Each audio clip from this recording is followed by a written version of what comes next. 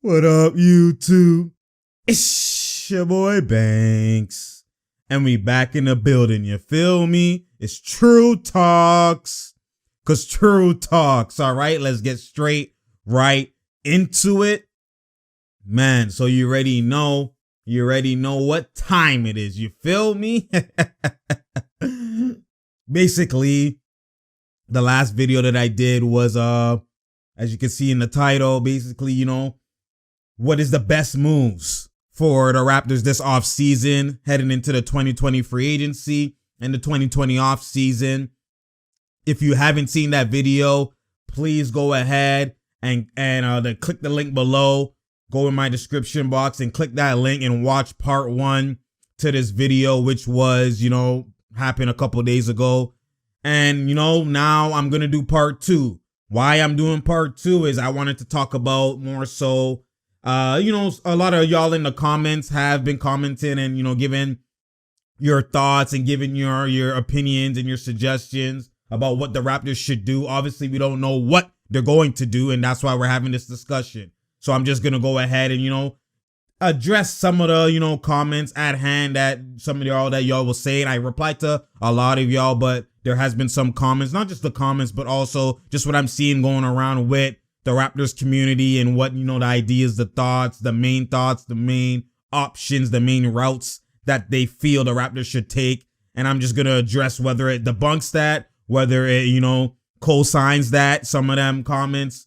I will go ahead and just give more insights into kind of what IQ I was kind of bringing out in terms of my viewpoint, in terms of the Raptors' needs, in terms of their real needs, and in terms of, the things that they need to address moving forward, right? So I kind of talked about that in depth last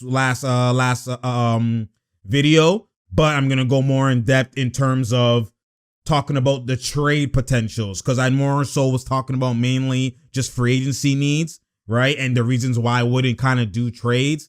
I'm going to go more in depth about some of the trades and why it might be, it's not really something I would kind of, address or actually, go ahead and do in terms of the Raptors. It's not wise or as smart as people think that it is. So I'm going to bring up those topics and bring up those discussions and go ahead and just kind of enlighten and go more into depth. All right. So this is part 2. Just go more into depth with the trade options and whether it's viable or whether it's just, leave that shit, type of thing. And I'm going to go more into depth of that. Before I go and talk about some of the trades, obviously, let's go straight right into it. All right. Right away. I'm just going to, I've seen some of y'all have IQ. The main thing I thought I'm angry because I know I replied to some of y'all, but I know that, some of y'all like, oh my goodness, this player. And I thought I mentioned this player. I had it start out because he was one of my main top guys that the Raptors realistically should be going for in the offseason to address their needs. And I was talking about Trez. I was talking about Ibaka, talked about Gasol a little bit and talked about Cousins. But I forgot to say his name, Christian Wood. A lot of y'all obviously have IQ. That's what we do. Some of y'all have been saying Christian Wood. If you don't know Christian Wood, go to my IG and you'll see, that one of my latest posts was talking about him and that the Raptors should actually sign him. And Christian Wood is someone who, if you look at his numbers, especially the last couple of games of the season, what he was doing with Detroit, and just even in spot minutes, and he was playing power forward, sometimes would play the center and play the 5, right? And especially when Drummond was traded and stuff like that, he was playing him more often. But he is someone who is athletic, right? He's basically like a Ibaka type of build, but younger and more athletic because obviously Ibaka is more older. So ideally, what you would want to do if I'm the Raptors, I would want to maybe sign us up, maybe Gasol. If I'm going to sign Gasol, maybe to like a hella limited contract. And I would just have him as an option to, if we were in the playoffs too, we're going to go against Embiid. Then you have a big body, a brolic body to go ahead and battle with Embiid. But Christian Wood has shown in moments that he has been able to guard Embiid. You know what I'm saying? When he's facing up and stuff like that. But if he's breaking his chest we know that Christian Wood isn't the most muscled guy, but it's not something that, especially with this NBA, given the chance in the East, the only way you would need a muscle Gasol big is for an Embiid.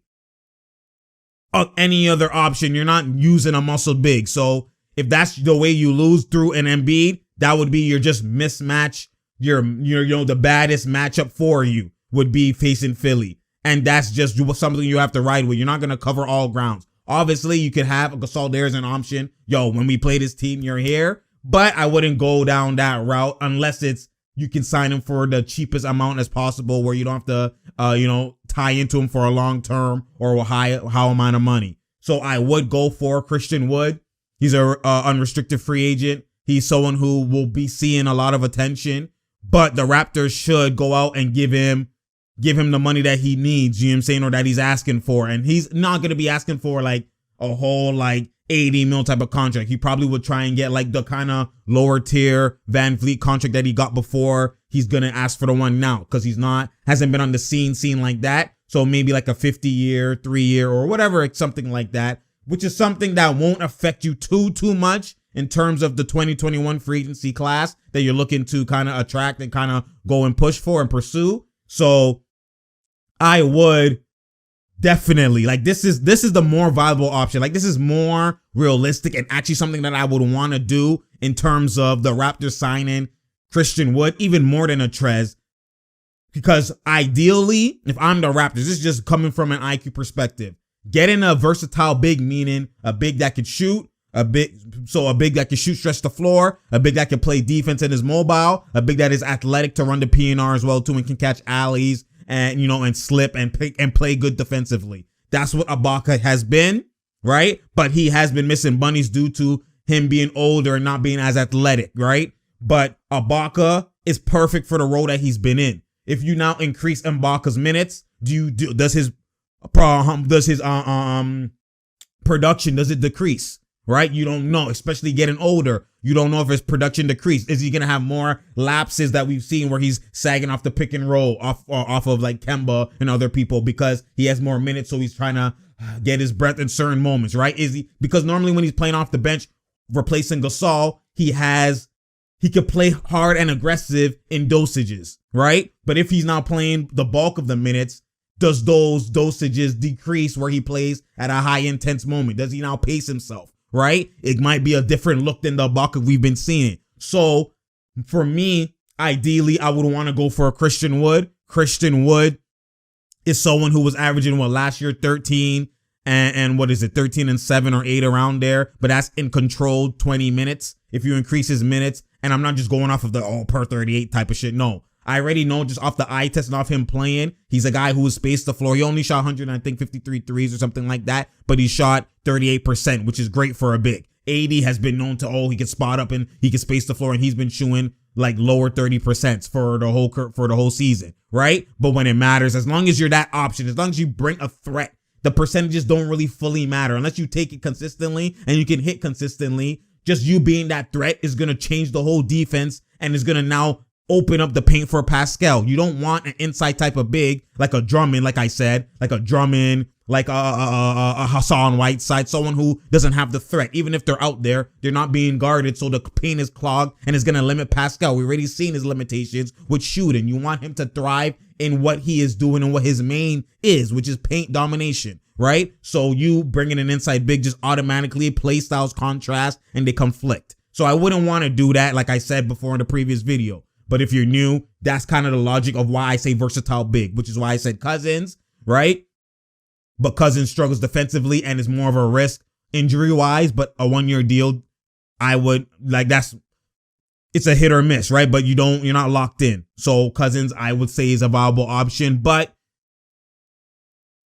Harrow is a more viable option too. And the Harrow I'm looking to sign isn't the Harrow that y'all have seen with the Clippers. I've seen him space the floor like Ibaka and be a more aggressive Ibaka, kind of like what Christian Wood is doing as well. But he just hasn't done it due to, play style wise and just the way he's been brought up and going for the more guaranteed take. You don't know who's been in his ear. Do this, do that. But if I'm signing Harrow, I want him to be who I know he could be. So the hero I'm signing is going to be a complete different hero that y'all are envisioning. I'm looking at a hero being just like Ibaka, being just like Christian Wood. That's what I'm looking to sign. But the problem with signing heroes, because he's a household name right now and he's been a 6th man of the year, his stock value has risen, right? His value has gone up. So that's someone where you might have to go. He's not going to come here for a short-term deal. He's betted on himself type of stuff, capitalize on his moment, which is getting the 6th man. He's looking for the bag. So whoever's trying to sign him, he's not signing nowhere unless you give him the bag for a multi-year deal. So that might conflict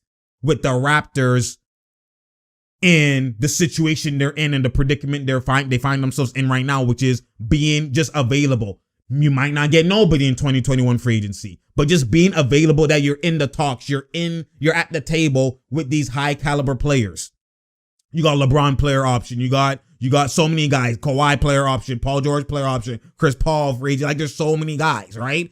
I didn't even go down the list. We got Blake Griffin, Gordon Hayward, Mike Conley. Like, there's so many guys that are available. We have Lowry again, DeRozan again. Well, depending on what he does, because he's player option this year. But you have Otto Porter, Drew Holiday, right? He would be a player option, right? You have Gobert is for unrestricted. Drummond will be unrestricted. We don't know what he's gonna do. You have Giannis, Steven Adams, LaMarcus, Oladipo, Tim Hardaway. There's so many guys. Schroeder. The list goes on, right? So I'm looking at it from that perspective. There's just a lot of guys that are free agents next year that you just want to be available. Availability is the best way to even have an opportunity. If you don't have the availability, you have to pull up all the strings. Guys aren't even going to look your way. You want to be available to look your way. So the best way to be available for 2021 free agency is to have a solid year and be in the same boat, whether it's 2nd round exit or past that, where now another player who's elite or higher tier will come in and look into the situation like, I will still be able to win. I actually can contend and I can get the bag. You want to give them best of the both worlds. That's the position the Raptors will be only able to sign somebody in the free agency in 2021. So you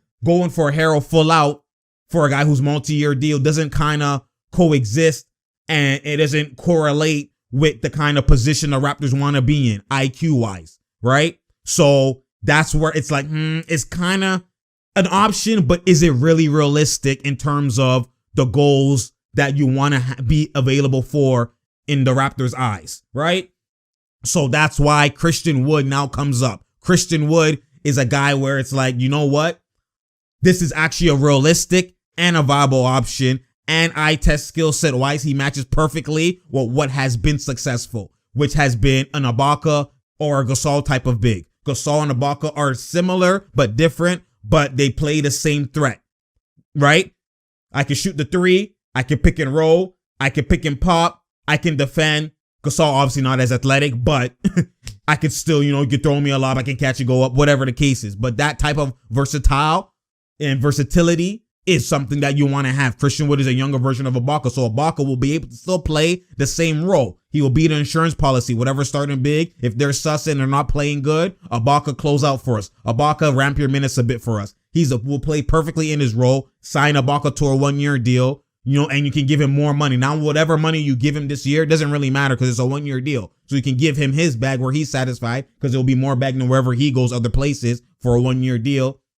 And that way you're not locked to him to next year. You're still free. You free him off the books next year as well, like I was saying in the last video. Then as well as now Christian Wood, you can give him a multi-year deal, but it's not going to be a heavy bag. It's going to be a more contained bag, like a Van Fleet type of bag. So that way you're not sussing yourself into the next year anyways. You're not locked into too much where the books are more open still, right? So when you look at it from that option, Christian Wood can shoot the three. He can defend, right?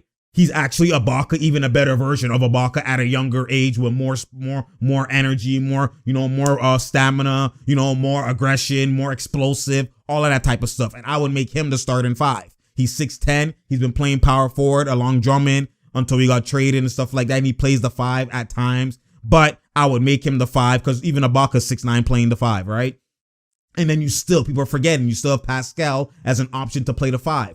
Right? So that I would sign definitely Christian Wood, sign him. That's actually the more realistic and the best option for the Raptors right now because they need that big right now, especially with Gasol being a free agent. You don't want to just keep him again. And you saw his production and how limited he was and how he became basically unplayable at times, right? Is he going to improve in that? No, he's only getting older. Like it's It's just, this is how the game goes, right? This is how the game goes. So again, that's kind of like the IQ that I think about when it comes to Christian Wood. If you don't know Christian Wood, go type in his highlights or go look at my last post. This guy, I'm telling you, with the Raptors, easy.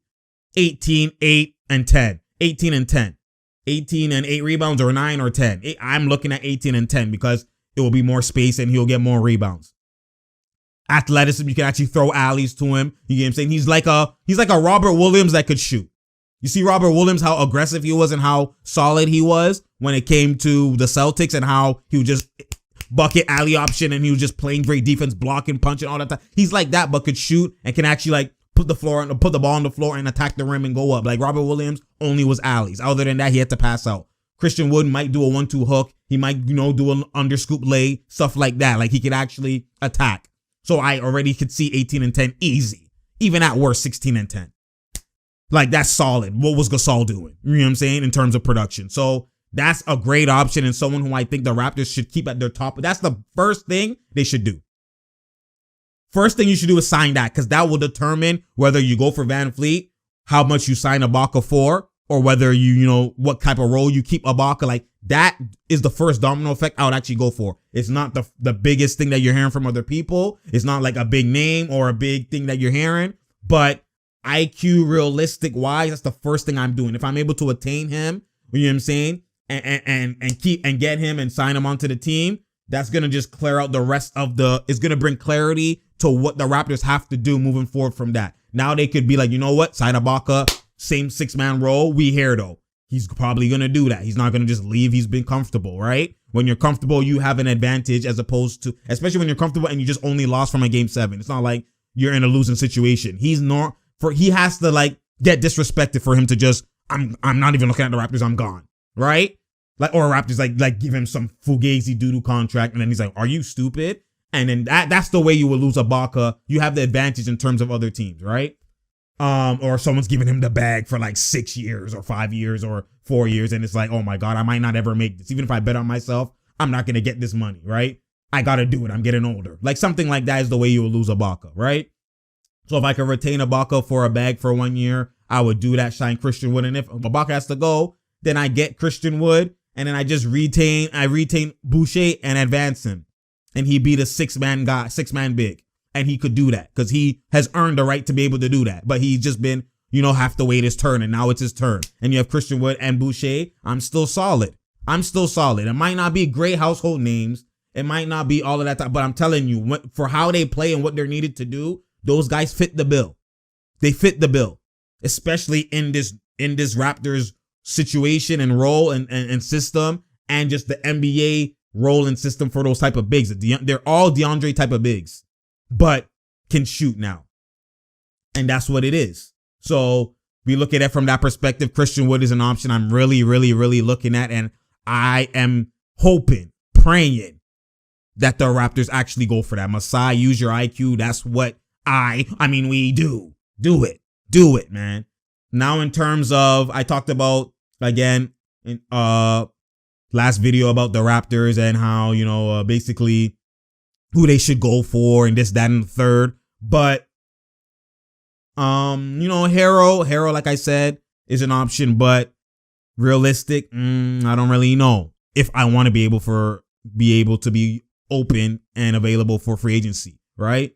Next year. So, Cousins is an option for a 1-year deal, but again, it's a risk. Do you really take, right? That kind of thing. And I get where they're coming from. But if I sign Christian Wood, maybe I do bring Cousins, and Cousins can defend a big body like Embiid, but he can't really defend too much the pick and roll. That's his issue.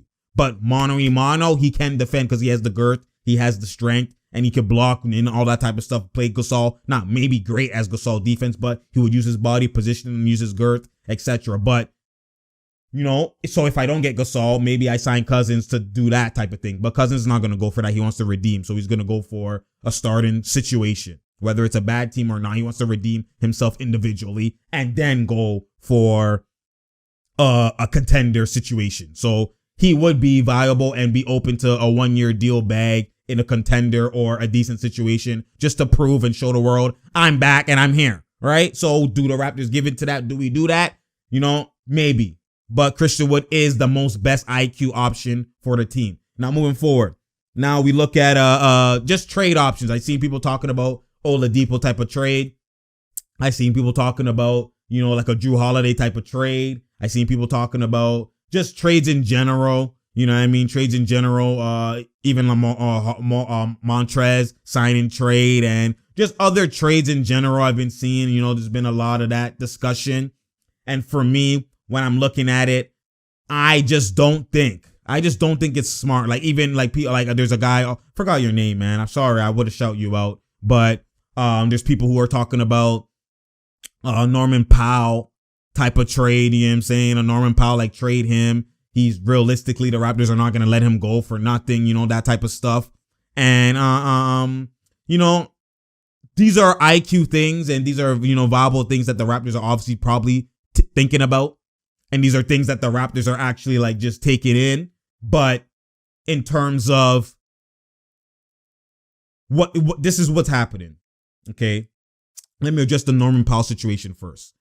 What's happening is that a lot of us or a lot of y'all are looking at players individually because it's the cliche thing of you don't let someone go in free agency for nothing. They were solid. Trade them and get something back for them. Trade them and get something back for them. But that doesn't always happen. That happens for the main guys, but the other guys don't get that same individual look and attention from the front office that the stars would get. So what I mean by that is Norman Powell, in just the grand scheme of just the specific sentence of you don't let players go for nothing. If they brought some type of value, trade them and get something back for them. Don't let them walk, right? That is applicable to guys who are of that caliber that if you let them walk, it's actually atrocious and it's going to look bad on you. But guys who are like rotational pieces, they always walk all the time. We've seen JJ Redick just walk. You know what I'm saying? He's not like he's a scrub. He brings value like Norm brings, but they do walk for nothing because sometimes you're caught up or not caught up. You have to address your team needs in terms of the big fish and in terms of what the situation you're in. So sometimes those guys walk for nothing. Even Jimmy Butler walked for nothing. You know what I'm saying? You have to understand that sometimes you can't look at the players in their own individual situation. So Norman Powell individually, yes, he shouldn't walk for nothing. But in the grand scheme of the situation, when in terms of the Raptors, if you let Norman Powell not walk for nothing, right, and you trade him for stuff, now you're attaching players onto your book. So you trade Powell, yes, individually, you didn't let him walk for nothing. He was a crucial player, but you get people back for him. That's now going to affect your books in terms of getting a big fish in the free agency next season. So you got to pick and choose. That's why I say all the time, not just with free agency, not just with that, even on the court, you got to pick and choose what is more important and what is actually more valuable in terms of the importance of something at hand. Like I even say, scoring is more important than defense. They're all important. They're all crucial. But when you compare this versus this, you're going to really see that this is way more important than this. Like I say with defense and scoring, if you get there's guys who are scorers that play no lick of defense that they're known as MVP caliber players, like even like a Luka. Their scoring and their offense is so elite that they're just way like they're not even on the same breath as other players, and they don't even bring defense to the table. But you've never seen a guy who just brings the most elite defense that you could ever think of, a Tony Allen. You've never seen him even be in the same discussion as someone who just brought only offense. Why? Because that shows you offense is more important than defense in the grand scale of the value of those two compared. Doesn't mean defense isn't important. It just means someone in this best version of defense only is never going to be on the same breath as someone in the best version of offense only. That just already shows you what is more important to the game. Stuff like that. So I didn't mean to go on a tangent. I digress. Let me go back. You know what I'm saying? So what I'm talking about in terms of Norman Powell and stuff like that, we can't throw them away for pieces. We get pieces. And those pieces that you're going to get, it might not be big numbers on the books, but it adds up. Even if it's 5 mil, 2 mil, 3 year, 3 mil for like, and you put Norm in cause again, you're not just going to trade Norm for just like role player pieces. That's just useless. You might as well let him go and use that money and get a higher caliber version of Norm, or a solid version in the same Norm bracket, or just re-sign Norm. You know what I'm saying? You're not, for you to trade Norm and put him in a package deal is to get like a Oladipo or something like that, or someone of high caliber. Those guys now, you know what I'm saying? Because you're isolating Norm. Norm is going to be in a package of a bunch of, right? So now when you look at it, to get a Depot, to get a Drew Holiday, or get someone of that caliber, they're not going to trade that guy for nothing. They're not going to trade him just for a Norm straight up. Like, no, they're going to trade him for a Norm, an OG, and something else, or a Norm. If we still had Van Fleet, a Van Fleet, and something. Like, they're going to trade him for crucial, like, top 6, 7 rotational pieces. They're not trading them for, like, those guys are high tier caliber, all-star caliber type of players. Normally you trade that one guy for Bear. You don't trade that one guy for Ding, or you trade him for one guy for at least minimum 2 guys who have at least of that caliber, or 2 solid caliber that it now matches 1 for 2. Like, you're not going to trade, you know what I'm saying? So now you're going to get someone on the books who gets a lot of money, and remove the people who are pinched but more they're valuable for the, like, they get little money but they're hella more valuable than what the money they're getting. So you're throwing away your guys who you have for a steal money wise contractually. You're throwing them away just to get someone more on your books, and now to have less people, now you got to pay more money to replace those people. It's not, logic wise, it does not make any sense, especially in the situation where you want to have as free amount of money as you can have in order to attain and attract or bring someone in 2021 free agency. It just doesn't, that's why I'm like, to me, all these good trade this, trade for this, it makes no sense, especially when those guys are going to be free agents next year anyways. Like, you know what I'm saying? Like, what are we really doing? I'd rather keep my guy and just pick him up for that money instead of trading and removing so much just to get him anyways. And he might leave. Like, no. It's not smart. The smartest thing for the Raptors right now is not to do, I don't see them do, like, unless I'm to see a trade that is like a 3-team, 4-team type of trade where what you're getting, you replace what you kind of had with a higher tier caliber, and it's like the money is limited, then you're open up for next season. Like, that's the only way I would see it. But even then, why would you be in a position that you remove bare of your core just to get a 1-2 guys, and then they're going to be free agents the next season anyways? Like, a free agent is not going to go to a situation that's unknown. They're going to either stay in the situation where they get the most money available, right? Or they're going to go to a situation where they can get a lot of money, but they're in a contending situation. Perfect example is KD and Kyrie. They didn't go to the Knicks where it was unknown. We have to do this. We get you, but we're going to get this. We're going to get that. You go to someone where it's known. You go to someone where it's the Nets. We've seen them just make the playoffs. We've seen their core. We've seen what they're doing. Oh, it makes sense. Oh, and they're the B-side team of the New York. Oh, and we can rise them to the map. So it's not like, oh, they're just the Knicks. It's gonna nice our value as well. What? Say less. That's what the Raptors need to do. Follow the Nets blueprint. Obviously, they're a better version of the Nets because they go to the second round. They can maybe go to the conference finals. Lose in those situations. Whether it's the same second round, a tough, hard-fought series, or you go to the conference finals. And now, bam, free agent books are open. Some of these guys are going to be off the books. Now you have bare money, and it's like, we can give you the money and you're a contender, and you know what we have. Come through. That's the position Raptors want to be in. That's the position and the situation Raptors want to present and show forth. A better, upgraded version of what the Nets are or were in order for KD and Kyrie. That's what you want to be. That's the blueprint and the IQ line that you need to follow, and the trajectory that you need to follow. If I am the Raptors GM in Masai, and if I'm the Raptors organization and fan base, that's what you want to look forward to. So all these moves in this offseason is correlating and lining up for the next season. They kind of go hand in hand. So you can't make these offseason moves isolated. You can't make these player moves isolated. Everything is in correlation. Everything is dependent on each other. So you're making this move with the sight of the next year's move. That's what everything is in this situation. It's a dual season, off season kind of thing. It's not isolated 2020 offseason. It's like 2020, 2021 offseason. That's how you have to look at it from Masai, that type of perspective. Because they're matched. They affect each other. You know what I'm saying? And that's where the situation, that's why the Lakers used IQ even when they got LeBron.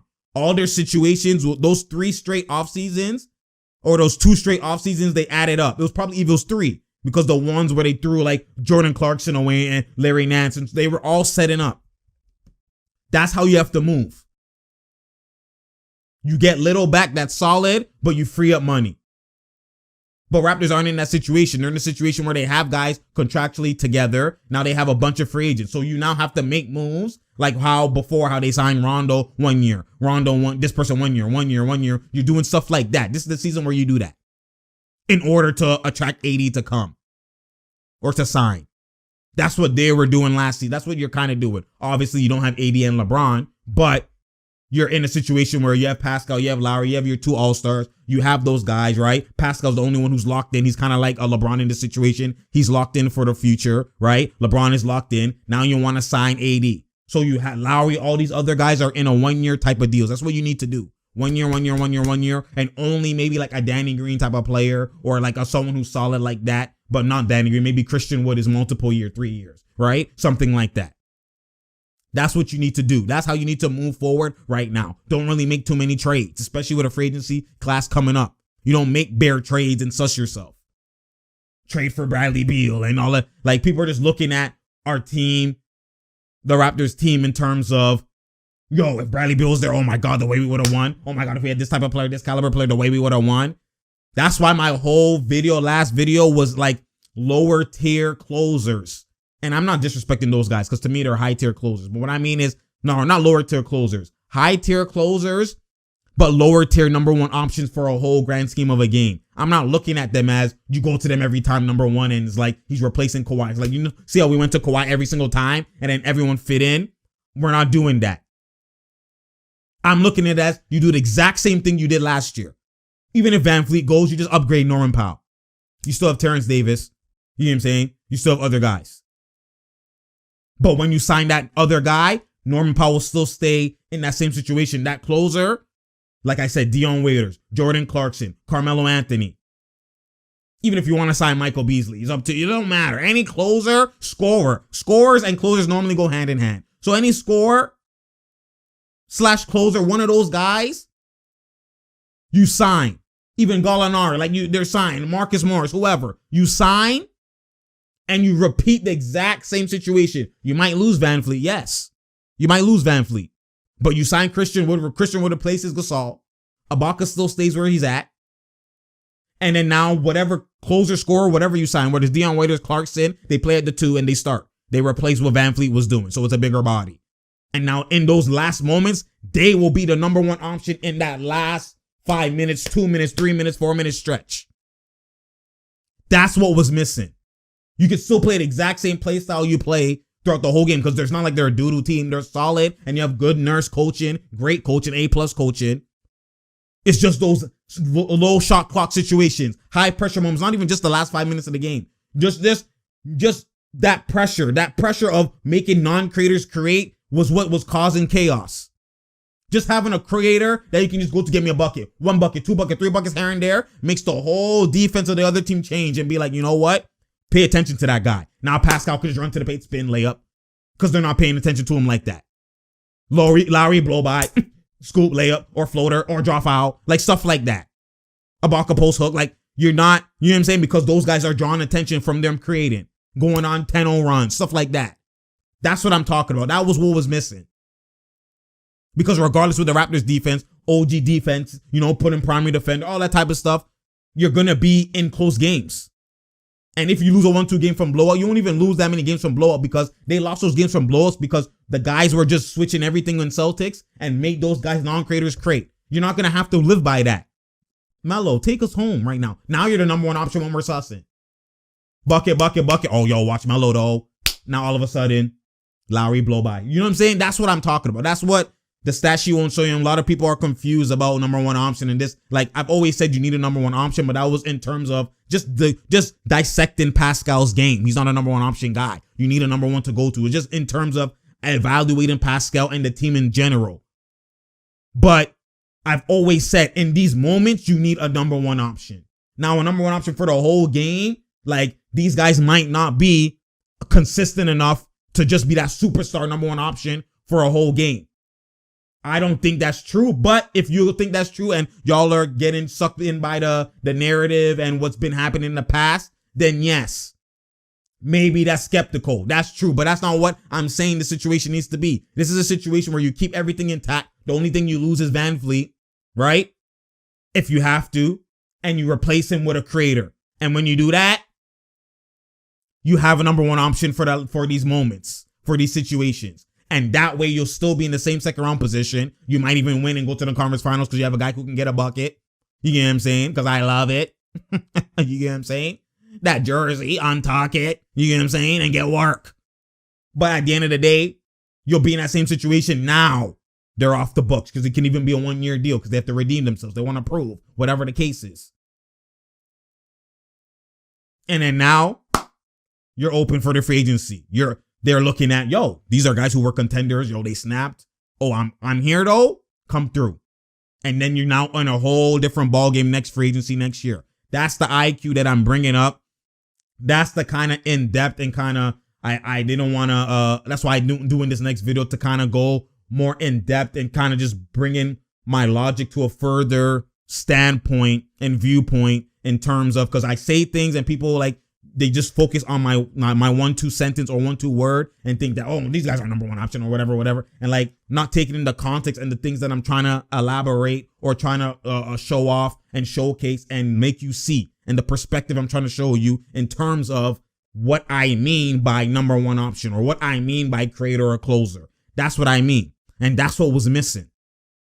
Every other base Raptors have covered.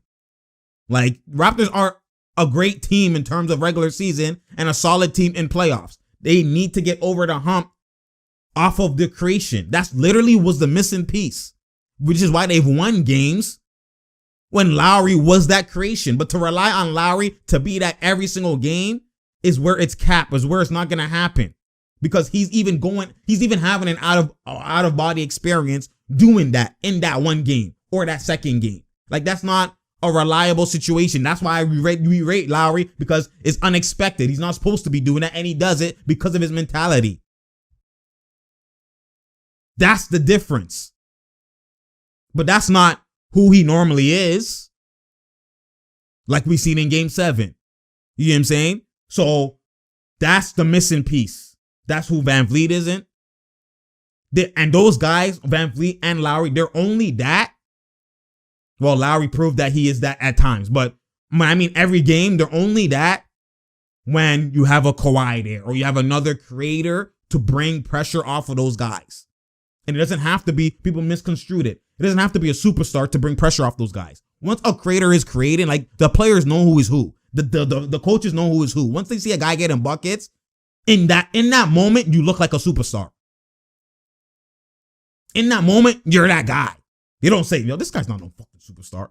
Once you're a creator, creators are the guy, like blurred lines. That's why some people think creators, some of these creators are like, yo, if he has his own team, he'll be that guy. Because the way they play looks like a superstar.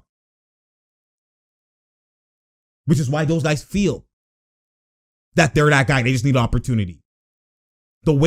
Anytime you see a creator scoring like that, they always have felt they're that guy. They always have felt they're a superstar. That's why you can only be a creator with that type of mentality. You can't be a creator with a beta mentality. They always feel that they're that guy. They always feel that they're a closer. They always feel I'm unguardable. They always feel like that. So in that moment, if their mentality and their play style are matching in that moment, they're going to feel like that to the other team. And now they're going to adjust. And that's the difference. You know what I'm saying? So anyways, basically what I want to say is that trading options, I'm not really a fan of unless it's some supreme IQ Masai trade that the ones I'm seeing right now don't really wow me and don't really seem like a smart move. Especially if you're trying to, and it's not just to get Giannis. I'm not even looking at just get Giannis. I'm looking at bare players in 2021. I'm not looking at just Giannis. Because like I said, I wouldn't even get Giannis unless Pascal's moved. I'm not getting Giannis and Pascal together. That's cap. I'm also going to be doing another video on Giannis, how his play style, like he's been lied to. He needs to change a lot of things. And people are going to, what you're thinking and what I'm going to be showing you is two different things. Because I know some of y'all are thinking, oh yeah, we know he just needs to shoot and get better. No, it's a complete different thing. And I'm going to go into depth with that soon, very soon. But in terms of trades, I'm not a fan of a lot of those. I think that they should go off these routes that I'm showing you. And once you go off that, you set yourself up for the next year. And then that is a whole different ball game next year. And then if you don't get people, or if you need someone to get people, now you can make trades more so because that big free agency class is kind of cleared and you're in it. But this year, nah. You don't even have players to even trade. Look, who are you really trading? You have Ibaka free agent, Gasol free agent, Van Fleet free agent, Stanley Johnson free. Like, you have bare people free agent. So the only people you would be trading is actually your core, like OG, Pascal, Lowry, and Norman. Like, no one's trading for Boucher. Boucher you don't even have. No one's trading for Terrence Davis and those guys. Like, you know what I'm saying? So, like, who are you? You're not even, last year would be the year to trade. You know what I'm saying? Like, that's why they wanted to do a big trade for the Kawhi and the PG and whatever. Now, last year was the year to trade, not this year, when you don't even have the people. So it doesn't make no sense to me. Anyways, it's True Talks, because True Talks. I appreciate y'all. Share, like, and subscribe. We out here. There's no doubt here. There's no drought here. You feel me? Let me know what y'all think. I appreciate y'all in the comments. Keep commenting, giving me, if you think you want to give me that IQ, because everyone can learn. You know what I'm saying? Tell me something I might not know. All that type of stuff. Show me if you think what I'm saying is correct. Show me if I'm capping. And if there's something else you need to show me that I'm missing or whatever the case is. And we go from there. You know what I'm saying? I appreciate y'all. You already know. Again, keep share, like, and subscribing. Tell a friend to tell a friend to tell a friend. Because we out here. There's no doubt here and there's no drought here. You feel me? Again, subscribe. Also as well, I appreciate y'all who've been donating through the Patreon link and who've been donating through PayPal link as well. I appreciate y'all. It's always well received. You know what I'm saying? And it's not a lot in grand scheme, but it's a lot in the grand scheme. You feel me? And if y'all want to help your boy and support your boy, please click the Patreon link if you want to donate just as little as $1 every month, or you could increase it. You know what I'm saying? If you want to, sorry, not $1, $2. If you want to donate as little as $2 every month, where you could just set it and forget it. You know what I'm saying? That's the Patreon link below. You can click that and help support your boy. If you want to donate just a lump sum at any time, whether it's $10, $5, or a one-time donation, then you click the PayPal link. You know what I'm saying? So again, the PayPal link for a one-time donation. Oh, I feel like donating today. Here you go. Here's 15. I feel like donating today. Here's 3. Here's 5. Here's 4. Whatever the case may be. You want to do a one-time donation, that's the PayPal link. And if you want to just set it and forget it, where it'll just take $2 every month, that's where you can click the Patreon link. You can make it $2, or you can make it 3, 4, 5, 6, 7. That helps even more. Or you could just keep it at 2. Only 2 is the smallest you could do. And that's way you could just leave it and it'll just take out whenever it's the month, the beginning, or whatever it takes out. But it's one time a month. So it's up to y'all. One time a month Patreon, one time donation, PayPal. Again, I appreciate y'all. We out here. There's no doubt here and there's no drought here. You feel me? We got more videos coming. Stay tuned. Again, subscribe, and don't just subscribe. Click that notification bell. So when I'm here, you know that I'm here. You feel me? We out here. And I'm out, man.